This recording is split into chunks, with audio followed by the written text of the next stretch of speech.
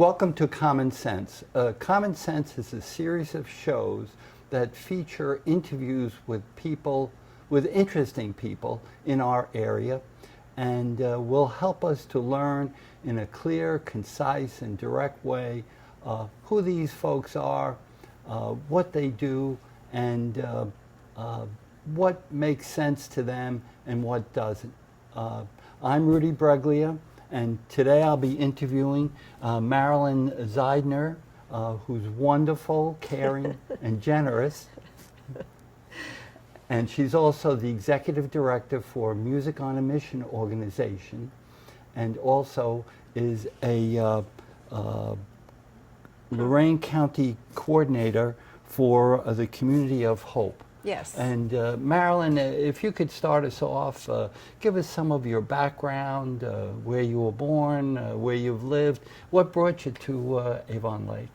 Okay, well, first of all, thank you for having me. This is going to be good. I was born in Indianapolis. My dad was a newspaper man. He was the managing editor of a newspaper in Indianapolis. Wow. And when it folded, he moved to Lorain.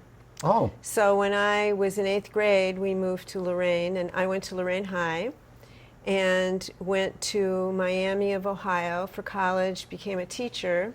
Mm-hmm. I taught Spanish for 8 years in Bay Village, and then switched over to social work by accident, I guess. I was home having babies and thought it was something I wanted to volunteer somewhere where I didn't need a babysitter, like for nights and weekends. Understand. So I started volunteering, or I called to volunteer at Genesis House, the domestic violence shelter in Lorain County, and they had a paid position open. So I started working nights and weekends and worked my way up, and I was the director there for 24 years. I see. Well, thank you for your service. What prompted your interest in the work of nonprofits, and when did that really start? Well, when I was at the shelter, we used to, that was a nonprofit. Oh, okay. And so I interacted with nonprofits all the time, and we partnered with different agencies. And then I also, to balance my day and night, I was booking bands at the Savannah in Westlake. Wow. And so I started using music at the shelter. We would give the women, when they came into shelter, we would give them a Walkman with CDs. They could pick out either relaxation or whatever kind of music they wanted. And then I would have fundraisers for the shelter at Savannah. So it was combining music, and then I started thinking, well, I could do this for any cause or reason. Okay. So that's sort of how Music on a Mission came to be. I see. Well, tell us more about Music on a Mission. Why don't you start with there and tell us, just how you started that. Okay. Well, I was still at the shelter, but I thought it just sort of happened because we did a lot of work at the shelter, actually very early in the country, with people with disabilities and abuse. Okay. And so then I thought, well, we could do something, we could do it anywhere when work with people with disabilities. So Music on a Mission sort of came to me. People came to me and said, I'd like to do something. I have this disability, and I'd like to do something with music. And that happened to me like 3 times. So I was like, okay, well. You're getting the message. Yeah, right. So I started Music on a Mission. We got our 501c3 in September of 2007. Okay. And that's a nonprofit status. Yes. So we have several programs under Music on a Mission, and the basic idea is that we take the proven benefits of music to people with different needs. of all ages. Okay. So we have a program for children, like a music intervention Okay. in schools where they have pretty significant disabilities and aren't Okay. attending regular classes. Understand. And so we have a childhood music program that goes there. We have 4 instructors that do that. And we also have a choir for kids with disabilities, and half of them are nonverbal, so they would never be in a performance kind of setting. Okay. And they love it. It's great fun, and they, you know, especially, for example, kids with autism, their challenge is to make eye contact and communicate and with each other and things like that. But when they're performing, they are doing that. They're joining together. They listen for each other. They take turns. They wait their turn. It's really... So it's therapy, really. Yes, yes. Okay. So this kind of fulfills your mission statement. Yes, yes. Our mission is to use the power of music to enrich the lives of individuals with special needs through creative programming and interactive programming. Okay. Well, you've explained some of your principal programs. We still have more. Okay. I'm sorry to cut you off. We also we teach dance and movement to adults with developmental disabilities.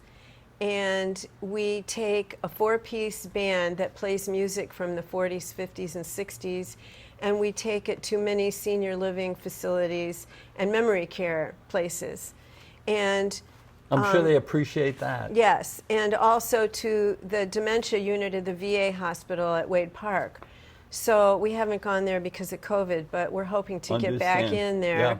And, you know, the people in the memory care settings, they can sing every song that they knew when they were young, and it's really delightful. Yeah. Yeah. And you also have Project D.R.E.W. And- I understand that's a man's name as well as an acronym. Yes, Project D.R.E.W. D.R.E.W. stands for Delivering Restorative Energy to Our Warriors, and it's named in honor and memory of Captain Drew Ferguson, an Avon Lake resident. He was a very close friend of my daughter's, and he was in the service. He was a special operative, Green Beret officer, and he died by suicide in 2017. It's just too much for him. But he was also a songwriter and a musician. And so even when he was, you know, off the grid, and he sent money to Music on a Mission. I hadn't seen him since he left high school, but he had heard about Music on a Mission and sent us money a few times. So when I heard that he died, I was beginning to develop this program and decided to name it after him. And it is, we pair a veteran one-on-one privately in a safe setting with a songwriter. And we're going to hear that song Yes. that was part of yes. Project D.R.E.W. Yes, and it's very powerful. There are other places in the country that do this, so I figured when I was starting to develop it that it was a good idea because someone else was already doing it. But I did not know the magic that happens between the songwriter and the veteran. And, you know, excuse me, one woman told me that it took her husband 40 years to tell her the story, that he just immediately told the songwriter. I don't know if I think it's partly because the songwriter is listening so intently and repeating back to him and trying to interpret like how he feels, you know, and he repeats it back in a song, and it's very powerful. Now, you have this ongoing, this project ongoing where you have songwriters and veterans meeting. Yes, we have 6 workshops a year. We don't take more than 6 at a time. And it is a lasting tribute to their service and their place in history. Okay. Some of the veterans tell us that they listen to their song every day. And, you know, because veterans typically don't talk about their experiences, but they need to get it out of their head. Right. So they need to tell it, and we need to hear it so that we can share that history. Now, on the website, there are some songs, or Yeah, all the songs that we've done so far are listed under Project D.R.E.W. It says listen and buy. You don't have to buy it. Okay. It's free. That would be great. It's free, but you just scroll down through the workshops and you can hear a lot of songs. Okay. Well, how do you support all these wonderful activities? Well, we have an ongoing grant from the Ohio Arts Council that we've had since maybe 2007 or 8. And we've gotten money from Nordson Corporation, our local foundations, and we have Barnegie Hall. Okay. Okay. And Barnegie Hall is, it was a barn that was used for farming before I lived here. And it's been renovated by Friends of Music on a Mission into a music venue. Okay. And we have shows here. Again, we didn't during COVID, and we're just starting up again. And we ask for a donation at the door. It's usually $15, and we pay the band. And then anything above that, 100% goes to Music on a Mission. We don't make any money off of it. Understand. What different types of bands do you have? We have everything. We have all kinds of music, but the barn has actually become semi-known in Nashville because of people don't talk. You know, if you go to any venue, even the best, made for music ones. Carnegie Hall. Except for maybe Carnegie Hall. But if you go in Cleveland anywhere, or many places, even Nashville, you go somewhere and people are talking, you hear the bar sounds and glasses clinking and all that. Nobody talks here. Okay. They're just listening. Yeah, I know I've attended 2 performances, and they were wonderful, just wonderful. Yes. Bluegrass music. Bluegrass was the one you attended. I know that one. I don't know the second one you came to. But anyway, so because people are listening, it's perfect for a songwriter. They're waiting for the next word. The audience is waiting for the next word. So we have a lot of singer-songwriters coming through from Nashville. Okay. How many volunteers do you have that first helped you to build all this and now help you run it? This was really a community project. We had, for 14 months, we had a crew here almost every weekend, cleaning, renovating. Every single thing inside and out, up and down, is brand new, but made, using the same old wood, because the barn is 124 years old. Okay. So looks pretty good. Yeah, well, it's all been redone. Yeah. Yeah. And so there were a lot of people that helped. So it really was a community project to get it done. And we had a lot of the equipment donated, the chairs were donated, the curtain was donated from a school, some of the equipment, some of the lights were donated. So now we have regular volunteers that help with the lights and parking and doing the board, the sound. Where can people get a schedule of performances? Well, we don't advertise, so it's on our website, Okay. which is musicmissioninc.com under barn schedule. Okay. And we don't have tickets per se. We just ask that people RSVP to reserve a seat so that we have a head count. And so. Understand. I think we're going to be showing on the screen an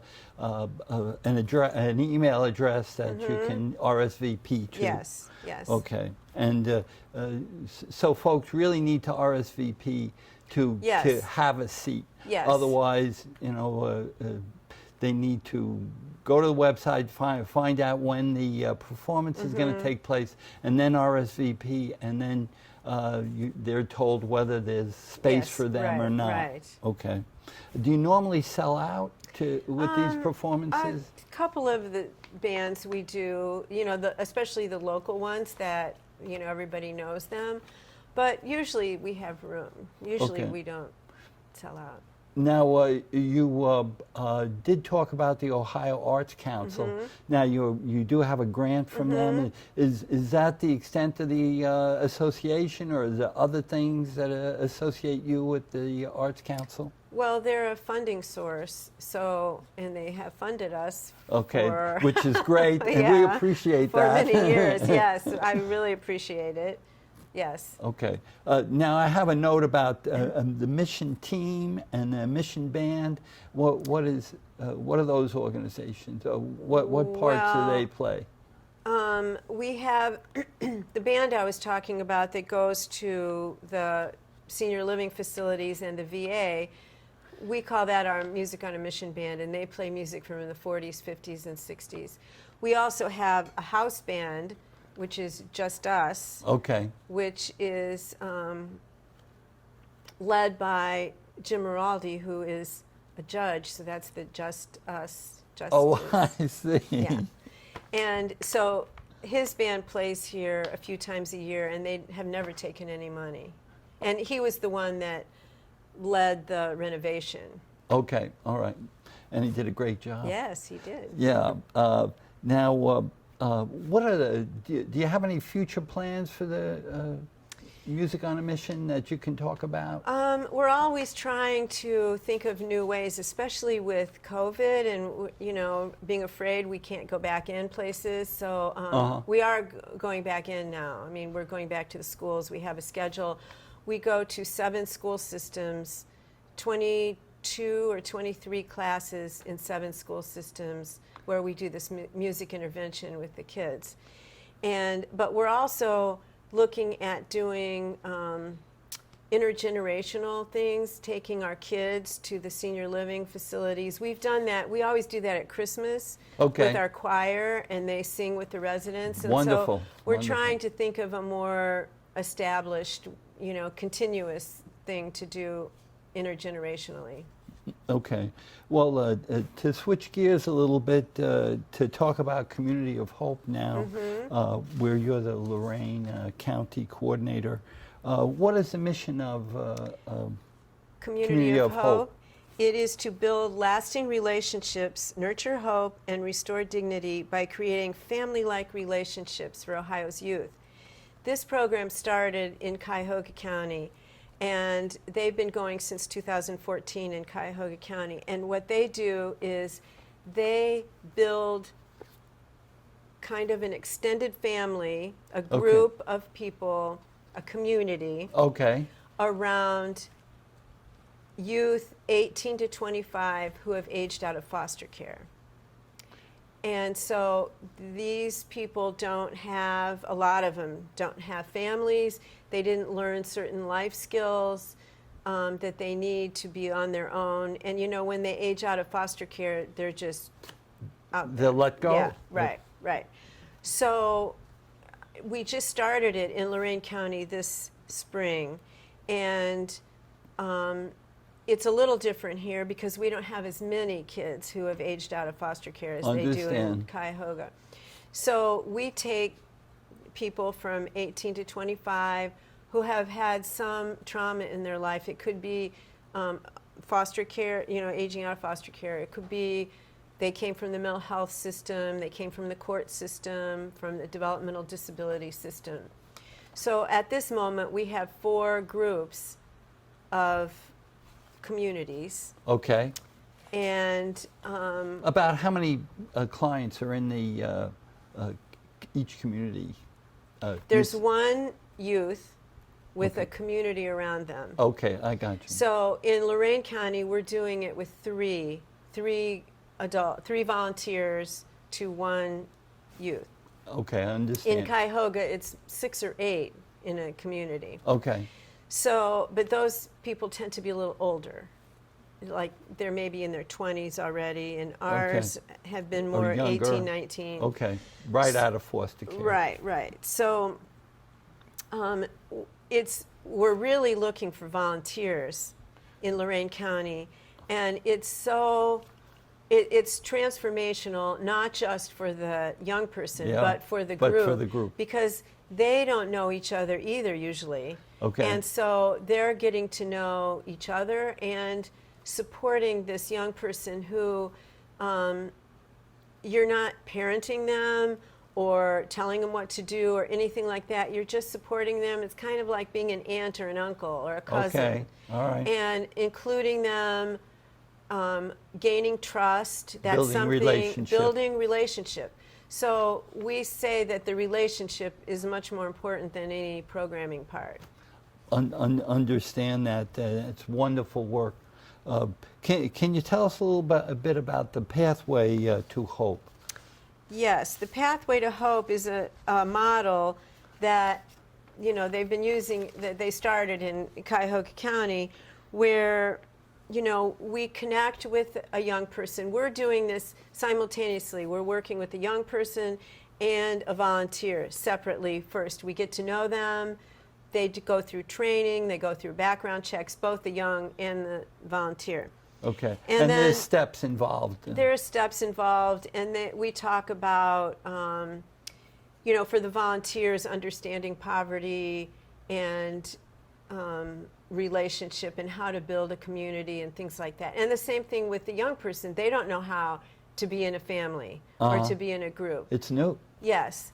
So we do kind of the same thing with both of them separately. And then what's unique about this is that we take the applications from the volunteers, and the young people choose who they want to be in their group. Okay. And sometimes it's the first time they've had adults that aren't paid to be there. They're not case managers, they're not therapists, they're just people. And so then once they've picked their group, we launch this group together, and then they meet. We aim for once a week, but it depends on everyone's schedule, for a meal. And nothing heavy, nothing big, just to get together, to know each other. Break bread. Yes. Actually, that's what it's called. The first launching is breaking of the bread, yes. And then they build up trust, and they eventually open up, both sides.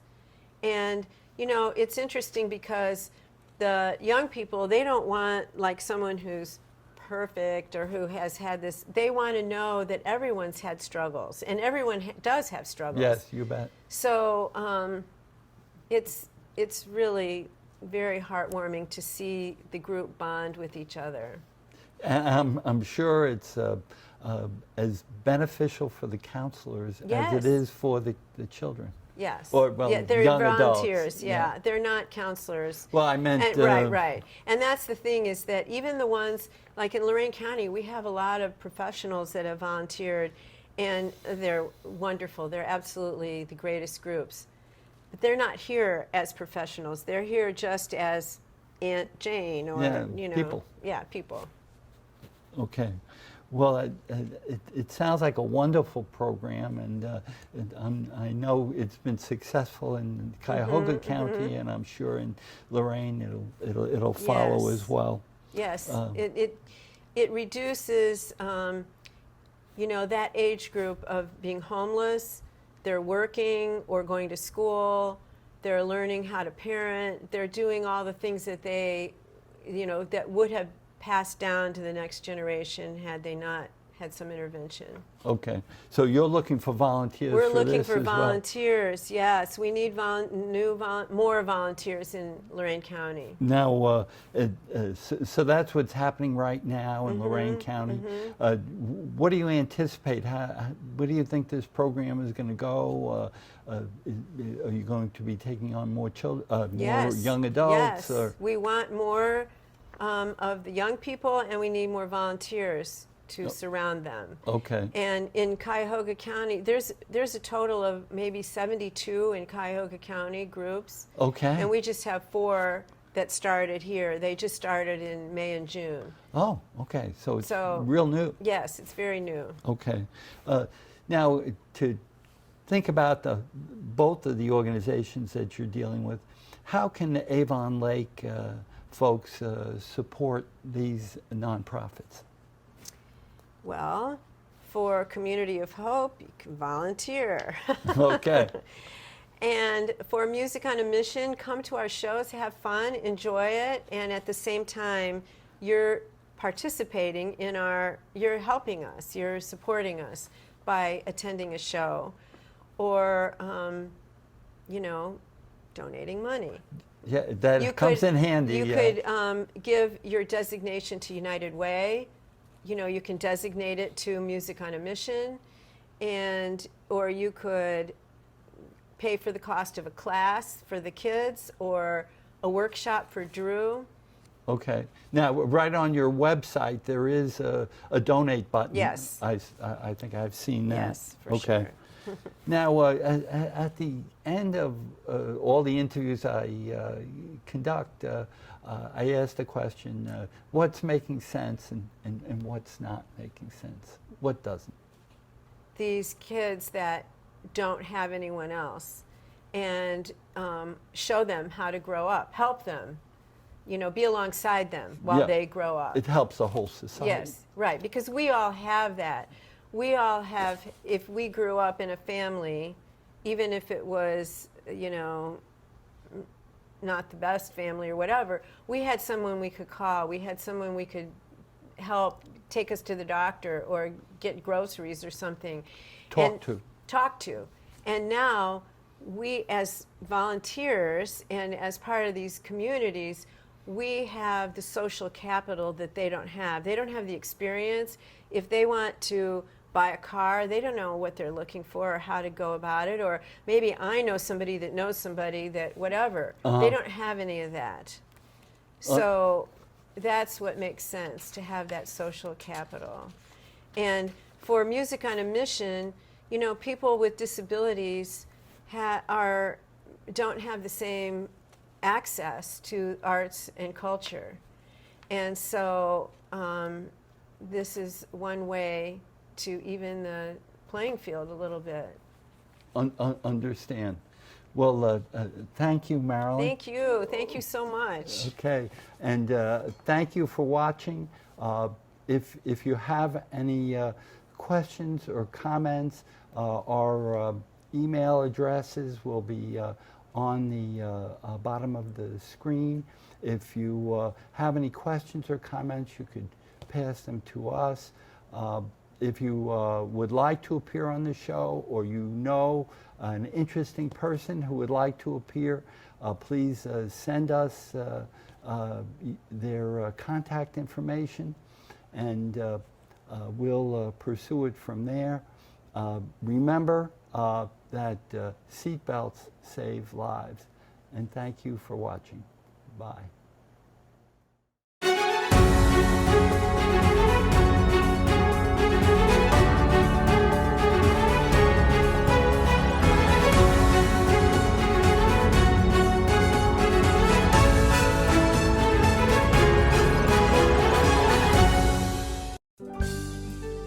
The preceding program was presented to you by a community producer.